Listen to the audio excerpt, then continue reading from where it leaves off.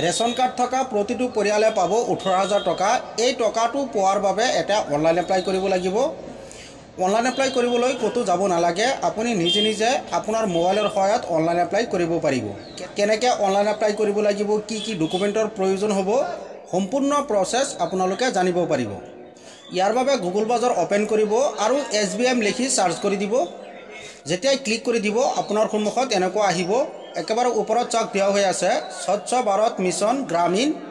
আপোনালোকে স্বচ্ছ ভাৰত মিছন গ্ৰামীণৰ ওপৰত ক্লিক কৰি দিব। যেতিয়াই ক্লিক কৰি দিব আপোনাৰ সন্মুখত এনেকুৱা পেজ আহিব। স্বচ্ছ ভাৰত মিছনৰ পৰ্টেলটো ওপেন হৈ যাব। এইটো পৰ্টেলৰ লিংক মই ভিডিঅ'ৰ ডিছক্ৰিপশ্যনত দি থৈছোঁ, তাত গৈ ডাইৰেক্ট আপোনালোকে এইটো পৰ্টেলত আহিব পাৰিব।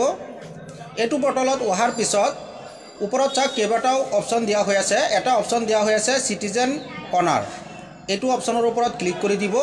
তাৰপিছত তলত চাওক দিয়া হৈছে এপ্লিকেশ্যন ফৰ্ম ফৰ ISSL, আপোনালোকে এপ্লিকেশ্যন ফৰ্মৰ ওপৰত ক্লিক কৰি দিব। তাৰপিছত আপোনাৰ সন্মুখত লগইন হোৱাৰ বাবে এনেকুৱা পেজ আহিব। এইটো পেজত লগইন হোৱাৰ বাবে প্ৰথমতে আপোনাৰ এটা ৰেজিষ্ট্ৰেশ্যন কৰিব লাগিব। ইয়াৰ বাবে ওপৰত চাওক দিয়া হৈছে চিটিজেন ৰেজিষ্ট্ৰেশ্যনৰ ওপৰত ক্লিক কৰি দিব। যেতিয়াই চিটিজেন ৰেজিষ্ট্ৰেশ্যনৰ ওপৰত ক্লিক কৰি দিব, ৰেজিষ্ট্ৰেশ্যন কৰাৰ বাবে আপোনাৰ সন্মুখত এনেকুৱা পেজ আহিব। প্ৰথমতে ইয়াত আপোনাৰ মোবাইল নম্বৰটো বহুৱাই দিব। তাৰপিছত গেট OTPত ক্লিক কৰি দিব। আপোনাৰ মোবাইলত এটা OTP পঠিয়াব। OTPটো ইয়াত বহুৱাই দিব। ইয়াত চাওক দিয়া আছে এণ্টাৰ OTPটো ইয়াত বহুৱাই দিব। তাৰপিছত লগইনত ক্লিক কৰি দিব। লগইনত ক্লিক কৰাৰ পিছত নাম দিব লাগিব, আপোনাৰ এড্ৰেছ দিব লাগিব। এইকেইটা ফিল কৰাৰ পিছত আপোনাৰ ৰেজিষ্ট্ৰেশ্যন কমপ্লিট হৈ যাব। লগইন হোৱাৰ বাবে আকৌ এইটো পেজত আহিব। ইয়াত মোবাইল নম্বৰটো বহুৱাই দিব। প্ৰথমতে আপোনালোকে ৰেজিষ্ট্ৰেশ্যনটো কৰি ল'ব। তাৰপিছত লগইন হোৱাৰ বাবে এইটো পেজত আহিব আৰু ইয়াত মোবাইল নম্বৰটো বহুৱাই দিব। তাৰপিছত গেট OTPত ক্লিক কৰি দিব। আপোনাৰ মোবাইলত এটা OTP পঠিয়াব। OTPটো ইয়াত বহুৱাই দিব আৰু এই কেপচাৰটো আপোনালোকে ছেম ইয়াত বহুৱাই দিব।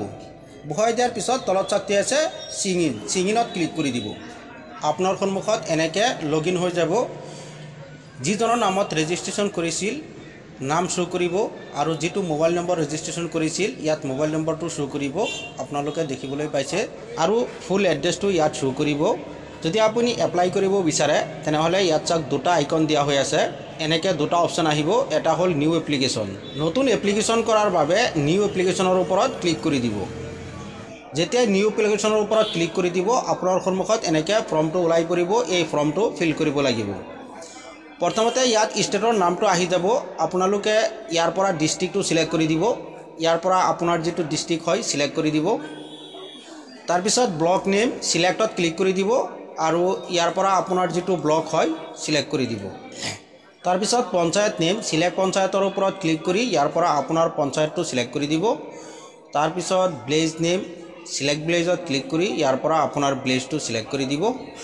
তাৰপিছত হেবিটেশ্যন ইয়াৰ পৰা চিলেক্ট কৰি দিব আপোনাৰ যিটো হয়। তাৰপিছত তলত চাওক দিয়া হৈ আছে name of the applicant as per Aadhaar card. Aadhaar কাৰ্ডত যেনেকৈ নাম আছে আপুনি ছেম নামটো ইয়াত বহুৱাই দিব। তাৰপিছত ইয়াত আধাৰ নম্বৰটো বহুৱাই দিব। আধাৰ নম্বৰ আৰু নামটো বহুৱাৰ পিছত এইটো বক্সত টিক চিন লগাই দিব আৰু ভেৰিফাই আধাৰ নম্বৰৰ ওপৰত ক্লিক কৰি দিব। যেতিয়া ভেৰিফাই আধাৰ নম্বৰৰ ওপৰত ক্লিক কৰি দিব আপোনাৰ আধাৰ কাৰ্ডটো ভেৰিফাই হৈ যাব। যদি আপুনি এপ্লিকেশ্যন আগতে কৰিছিল এতিয়া নতুন এপ্লিকেশ্যন কৰিব নোৱাৰিব, আপোনাৰ আধাৰ কাৰ্ডটো ভেৰিফিকেশ্যন হৈ যাব। তাৰপিছত ইয়াত চাওক দেউতাকৰ নামটো বহুৱাই দিব। ইয়াৰ পৰা জেণ্ডাৰটো চিলেক্ট কৰি দিব। তাৰপিছত কেটাগৰী চিলেক্টত ক্লিক কৰি দিব। ইয়াৰ পৰা আপোনাৰ APL BPL যিটো হয় চিলেক্ট কৰি দিব। তাৰপিছত সাব কেটাগৰী ইয়াৰ পৰা চিলেক্ট কৰি দিব। তাৰপিছত কাৰ্ড টাইপ আৰু কাৰ্ড নাম্বাৰ, ইয়াত আপোনাৰ কাৰ্ড টাইপটো বহুৱাব লাগিব আৰু ইয়াত মোবাইল নম্বৰটো বহুৱাই দিব। ইমেইল থাকিলে ইয়াত দিব, নাথাকিলে একো নাই। তাৰপিছত ইয়াত ফুল এড্ৰেছটো বহুৱাই দিব। তাৰপিছত তলত বেংক ডিটেইলছ দিব লাগিব। প্ৰথমতে ইয়াত IFSC কোডটো বহুৱাই দিব। যেতিয়া ইয়াত IFSC কোডটো বহুৱাই দিব এই গোটেইখিনি আহি যাব, আপোনাৰ ফিল কৰিব নালাগে। খালি তলত চাওক দিয়া হৈ আছে একাউণ্ট নম্বৰ, ইয়াত আপোনাৰ একাউণ্ট নম্বৰ বহুৱাব লাগিব। কনফাৰ্মৰ বাবে আকৌ ইয়াত বহুৱাই দিব। একাউণ্ট নম্বৰ বহুৱাৰ পিছত বেংকৰ একাউণ্টটো স্ক্ৰিনিং কৰি আপলোড কৰিব লাগিব। আপোনালোকে চুইচ ফাইলত ক্লিক কৰি আপলোড কৰি দিব আৰু বেংকৰ একাউণ্টটো 200 KB হ'ব লাগিব। ইয়াত দিয়া হৈ আছে আপোনালোকে 200 KBত স্ক্ৰিনিং কৰি ল'ব। তাৰপিছত এপ্লাইত ক্লিক কৰি দিব যেতিয়া এপ্লাইত ক্লিক কৰি দিব আপোনাৰ এপ্লিকেশ্যন কমপ্লিট হৈ যাব আপোনাক এটা ৰেফাৰেন্স নম্বৰ দিব সেই নম্বৰটো আপোনালোকে ৰাখি থ'ব